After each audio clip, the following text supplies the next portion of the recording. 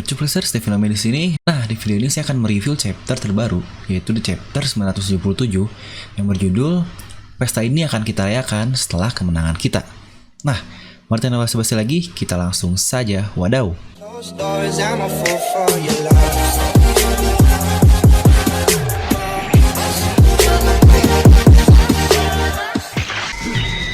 Seperti biasa, sebelum video ini jangan lupa untuk subscribe dan juga nyalakan bel notifikasinya ya, agar video review Nomi langsung muncul di HP kalian. Serta pastikan kalian menonton video ini sampai habis, karena di video ini saya akan mereview dengan sangat lengkap dan sangat detail. Biasa saya akan review chapter ini per halaman, dan kita akan mulai dari cover story. Chapter ini akhirnya kita kembali ke cover story-nya Oh My Family-nya BG, dimana sebelumnya kita mendapat color sprint. Dan ternyata yang sedang potong rambut dan ditangkap oleh Marin itu adalah kembaran dari Chiffon alias Lola. Dan itulah yang ternyata diselamatkan oleh Gotti kemarin. Chiffon pun ternyata selama ini tetap bersama BG. Di sini kita bisa melihat Gotti yang babak belur sepertinya bakal naik pangkat nih dari Pak Bos. Dan kita langsung masuk ke chapter terbaru. Akhirnya Jinbei kembali lagi ke atas Sanigo. Dan lihat bagaimana semua memeluk bos Jinbei ini, Oya Bun. Jinbei pun berkata, dia telat karena harus membawa seluruh krunya yang terluka dan membuat farewell party atau mungkin pesta perpisahan. Gila memang. Setelah mengacau melawan Big Mom, sempat-sempatnya dia membuat pesta. Tapi sangat gila sekali Jinbei ini jika dia benar-benar bebas tanpa bantuan siapapun. Di sini Nami pun memberitahu ke Franky, sang pembuat kapal, bahwa Jinbei adalah juru kemudi yang luar biasa. Itu adalah sesuatu yang sangat wajar. Kita pernah melihat bagaimana Jinbei surfing dengan Sunny ketika menghadang gelombang besar buatan Big Mom. Seharusnya makin gila saja Sunny ini sih, dimana kapal sekuat ini dengan kayu Adam memiliki juru kemudi sehebat Jinbei. Dia pun bahkan bisa meminta bantuan ikan karena dia bisa berbicara dengan ikan. Ya, dan akhirnya mereka langsung akan berpesta. Namun saat itu sayang sekali mereka tidak mempunyai sake untuk bersulang. Dan Zoro pun berkata bahwa dia merasa akan ada sake. Sepertinya Ken Bunsokunya muncul di sini. Dan akhirnya Kinemon pun memanggil semua orang untuk membicarakan rencana terakhirnya, tepatnya rencana untuk di Pulau Onigashima. Lau yang sudah mengerti dan capek dengan kru topi jerami, dia berkata percuma membuat strategi dengan mereka, biar aku saja yang mendengarnya. Hahaha. Dan perwakilan Ming pun diwakili oleh Sicilian. Dia adalah salah satu top masketirnya di bawah Inuarashi. Kemungkinan kekuatannya setara dengan Pedro, karena kita pun tahu Pedro ini adalah kapten utama di bawah Nekomamushi. Jadi dapat kita katakan Pedro dan Sicilian ini sejajar.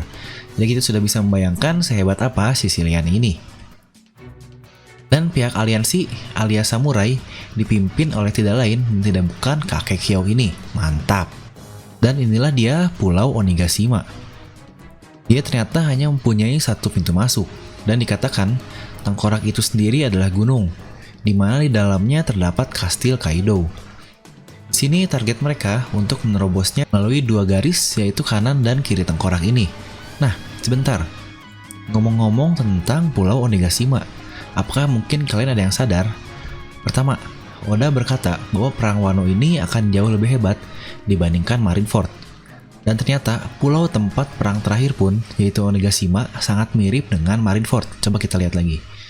Ini adalah desain Marineford pada zaman dahulu, tepatnya 2 tahun yang lalu, di mana dia pun hanya mempunyai satu pintu masuk yang akhirnya Whitebeard muncul di tengah-tengahnya, yang sangat epic sekali. Serta rencananya pun cukup mirip, di mana di Marineford, Whitebeard memutuskan untuk merusak bagian samping teluk dan menghajar lurus ke tengah. Lalu di sini pun sama dengan pihak aliansi, tepatnya pihak samurai. Mereka masuk dari tengah dan langsung menyebar ke dua sisi kanan kiri. Memang Oda ini, jika membuat sesuatu atau apapun, selalu detail dan teliti. God Oda. Dan akhirnya itulah rencana yang Kinemon katakan, tepatnya mungkin ke semua orang. Makanya di situ Denjiro bertanya, oh, jadi itu strategi yang didengarkan Juro. Jadi yang aslinya mana, Kin? Dan ternyata si tolol Kinemon kembali berulah. Dia pun bingung. Lalu sang ahli strategi mendengarnya dengan sangat baik. Dia bahkan sudah tahu bahwa akan ada 2 idiot yang bakal jadi umpan dan siap maju ke depan tanpa peduli apapun. Pasti kalian sudah tahu kan siapa 2 idiot ini? Iyalah, siapa lagi kalau bukan Kid dan kapten kita Luffy. Jadi rencana akhirnya akan menjadi 3 jalur, di mana jalur tengah atau kastil mereka pasti akan diterobos oleh dua idiot ini, dan samping dari pihak Ming dan samurai. Dan di sini pun Lau ternyata menambahkan satu rencana baru. Dengan kapal selamnya, mereka bisa saja langsung muncul lewat belakang, tapi ditolak oleh Kinemon karena dia berkata para Skabard ini harus memimpin para pasukannya, yang berarti samurai dan para Ming ini. Sepertinya akan dibagi ke 3 bagian dari para Skabard, di mana jumlahnya 9 orang dengan Shinobu. Maka pas jika 3 di kiri, 3 di tengah, dan 3 di sebelah kanan. Maka kemungkinan prediksi saya yang di tengah ini pasti akan bersama Luffy dan juga Kid. Karena Luffy pasti tidak akan mau kalah dengan Kid ini. Jadi pasti para Skabard mungkin akan berhenti di tengah-tengah untuk membiarkan Luffy dan Kid ini maju. Dan kemungkinan mereka akan melawan petinggi dari Kaido, mungkin Flying Six atau Numbers di sana. Dan kita pun lihat rencana sudah sempurna dengan ekspresi tolol dari Kinemon. Denjiro masih saja memuji Kinemon ini. Dan kita bahkan melihat 2 kali ekspresi bangsat dari Raizo. Hahaha. Ternyata di tengah-tengah pintu itu pastilah akan disiapkan pertahanan yang luar biasa kuat.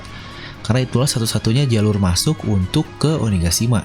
Itu adalah sesuatu yang sangat make sense. Denjiro bahkan memasang muka serius, sepertinya karena para Guardian ini dikatakan cukup hebat. Tapi akhirnya kita melihat sendiri kan, mereka diratakan begitu mudahnya. 1 hit oleh Luffy, 1 hit oleh Jinbei, 1 hit oleh Zoro, bahkan kita sudah melihat Zoro menggunakan Enma-nya. Lalu 1 hit juga oleh Brook, di mana musuhnya menjadi beku, 1 hit oleh Robin Chuan, lalu 1 hit oleh Sanji. Di sini bahkan Sanji dia sambil merem dan ngudut. Dan 1 hit oleh Franky yang super. Lalu seperti biasa, trio lemah ini hanya nonton saja di belakang. Ya, itu adalah suatu klasik. Kita bahkan lihat reaksi para samurai di sini. Bayangkan jika Guardian itu tidak dihancurkan secara cepat oleh kru Luffy, semua meriam yang begitu banyaknya sudah siap menghadang kapal-kapal itu. Melihat seluruh kru beraksi gini memang kangen sekali. Jika kita ingat, terakhir ketika di Fishman Island saja mereka beraksi semuanya, dan itu sudah lama sekali. Dan akhirnya kita melihat Robin Chuan jadi kunoichi yang sangat seksi sekali. Dan ternyata benar, perasaan Zoro di awal, dia bisa merasakan sake. Ya, dia bahkan menemukan sake di situ. Apakah ini adalah advance dari Kenbun Sokohaki? Tidak, ini adalah jokes dari Oda saja. Ternyata percakapan aslinya adalah seperti ini. Awalnya saya mengira Luffy menolak selebrasi Jinbei karena dia merasa waktunya sangat tidak pas. Tapi di sini kita lihat dia sebenarnya mau merayakannya, tapi setelah melihat semangat dari para aliansi dan para samurai yang lain, dia menghentikannya untuk dilanjut setelah perang ini selesai. Gila emang. Kita akan mengadakan banquet terbesar yang pernah ada. Gila kata-kata Luffy. Dan akhirnya perang besar di mana semua kru ikut. Nggak sabar cuy. Dan akhirnya di sini kita melihat lagi Kid. Dan sekarang kita melihat Killer di kapal Kid ini. Bangsat juga ya, ternyata krunya mereka malah mengejek ketawanya Killer dengan semuanya ikutan ketawa fa. Di balik muka-mukanya yang garang, ternyata mereka sangatlah bangsat. Nah, jadi apakah Killer dapat disembuhkan gak ya dari penyakit Smile ini? Coba kalian lihat. Perhatikan sekarang ada kursi di tempat setir dari Sunny. Mungkin saya yang baru sadar atau enggak, soalnya sebelumnya semuanya itu menyetir sambil berdiri. Tapi di sini kita melihat Franky sepertinya menambah kursi di depan tempat setirnya ini. Dan akhirnya scenes berpindah terakhir ke Onigashima, tempatnya di mana banquet ini sedang berjalan. Dan situ kita bisa melihat ada Numbers di situ yang meminta bir lagi. Dan mungkin itu pula lah alasan kenapa Queen sangat benci dengan para Numbers ini, karena mungkin mereka minum dengan sangat banyak. Dan lagi-lagi di sini kita diperlihatkan Queen yang meminta Oshirko-nya.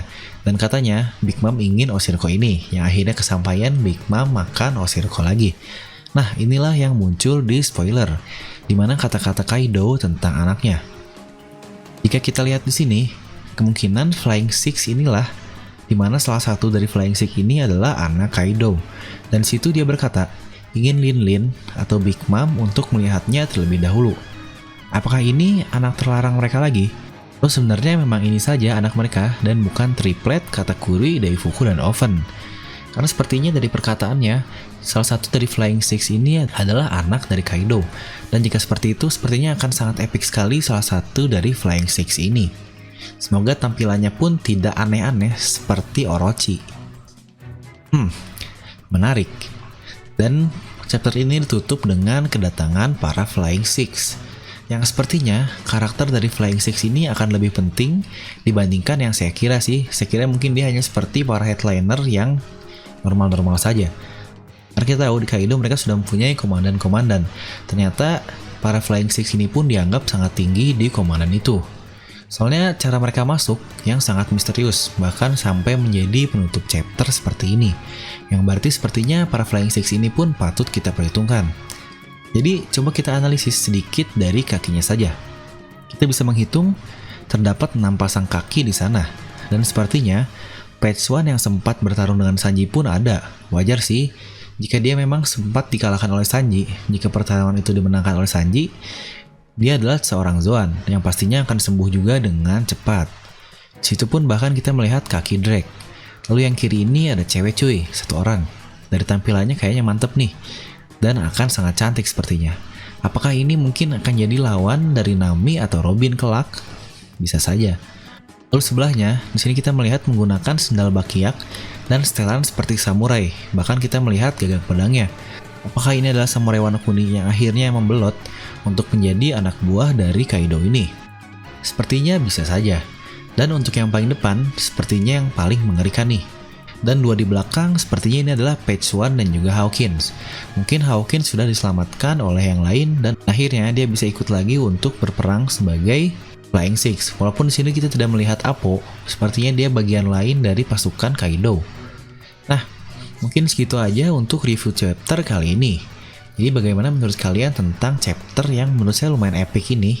Apakah ini termasuk chapter yang mantap? Maka overall saya akan beri nilai untuk chapter ini adalah 8 dari skala 10. Karena di sini kita hanya melihat bagaimana kru Luffy akhirnya untuk menyerang lagi para krocok-krocok. Dan mungkin akan lebih epic lagi untuk melawan salah satu petinggi dari Kaido. Nah, seperti biasa, like aja video ini kalau kalian suka, dislike aja kalau nggak suka. Semoga kalian terhibur, jangan lupa untuk subscribe dan juga share video ini ke teman kalian. Gue Devil yang pamit, and I'll see you guys next time.